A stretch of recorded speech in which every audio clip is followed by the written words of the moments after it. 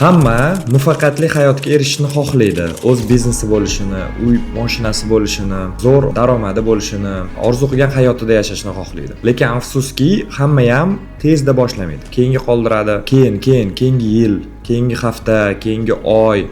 Mana qaysi bir yillarda mana shu qiyinchilik bo'lgan bo'lsa, bugun videoni oxirigacha qanday qilib keyinga qoldirmasdan darhol harakat qilib, kichkina qadamlar orqali katta muvaffaqiyatga erishish sirlarini sizlarga men o'rgataman. Hammaga salom, men ismim Dostonjon Soyibov.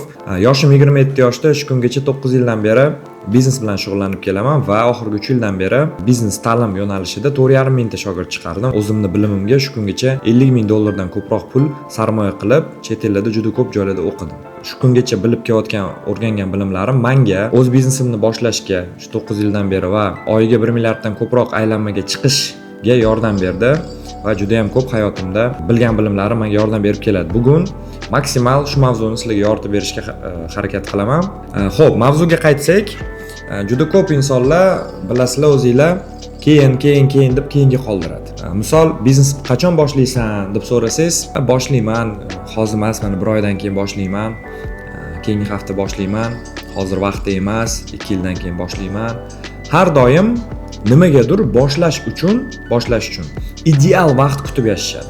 Bu juda katta, eng katta xato. Bo'lmani ideal vaqt har bir insonning miyasida bu qanaqadir ko'rib turib dunyoni qanaqadir vaziyat bo'lishini kutadi.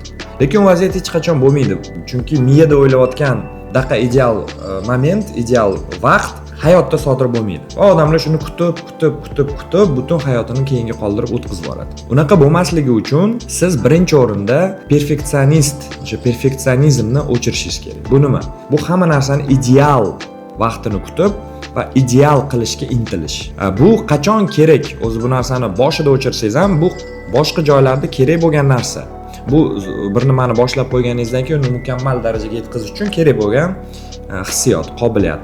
Lekin boshlanishida, misol biznesni boshlamoqchisiz yokida o'zingizni hayotingizni o'zgartirishni boshlamoqchisiz yoki qandaydir yangi qadam qo'ymoqchisiz. Buning uchun siz mana shu perfeksionizmni o'chirishingiz kerak. Birinchi qadam kichkina qadamlardan boshlaymiz.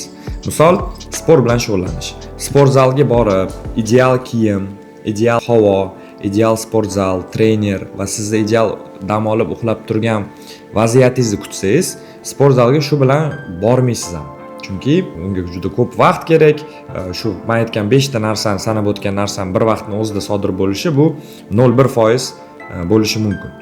Endi qanday qilib siz u ideal vaqtni kutmagan holda kichkina qadamlar orqali o'sha ideal holga o'zingiz olib borishingiz mumkin. Birinchidan mana sport bilan shug'ullanishga kelsak, o'sha turgan joyingizda, shu uyni o'zida 10-15 marotaba misol mashq qilishingiz mumkin, anjumani qilishingiz mumkin, o'tirib turishingiz mumkin va shunaqa qilib boshlashingiz mumkin.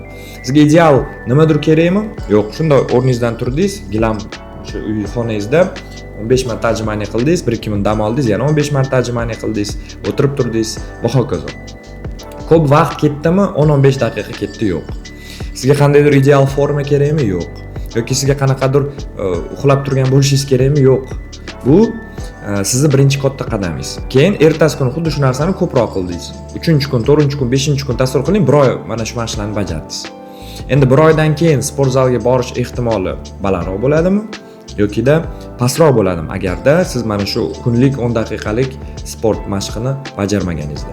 Juda kichkina qadamlar orqali katta natijaga odamlar erishadi. Shuning uchun srazu hamma narsani zo'r qilaman, ideal biznes ochaman, 10 ming dollar pul kerak emas. Shunda Instagramga yoki tanishlaringizga tashab sotib ko'ring nimadir.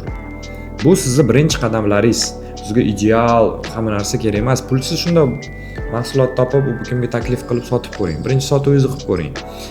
Shunda tez qilinadigan narsalar bilan cho'zib 5 kun, 10 kun, 1 yillab tayyorgarlik ko'rib, Turkiyadan, Xitoydan kiyim olib kelib sotish kerakmi? Tayyor mana.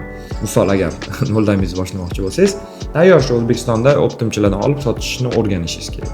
Va ana shunaqa qilib, biznesda ham, hayotda ham hamma joyda o'zingizni tezda, qisqa fursatda shunaqa qilib natijalarga erishishingiz mumkin.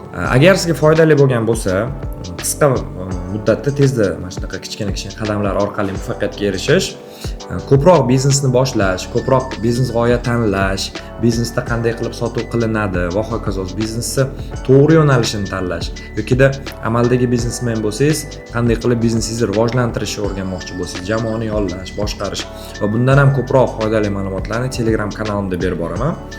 Mana shu videoning tagida havola bor, o'sha Telegram kanalimga obuna bo'linglar va like bosib izohda yozinglar.